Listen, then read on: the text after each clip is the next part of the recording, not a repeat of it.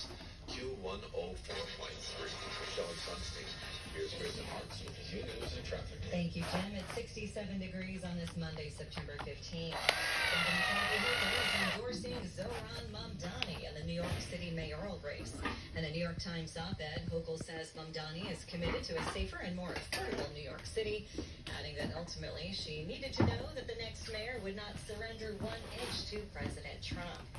Union leaders will give an update today on a potential strike this Thursday by Long Island Railroad workers. Labor unions and the MTA have been bound over a new agreement.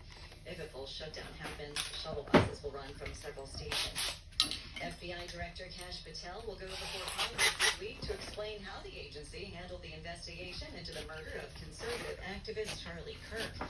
Patel is expected to be asked about perceived missteps in the case, including an early and incorrect announcement that the suspect was in custody. Meanwhile, the man accused in Kirk's murder is set to be arraigned on murder charges this week.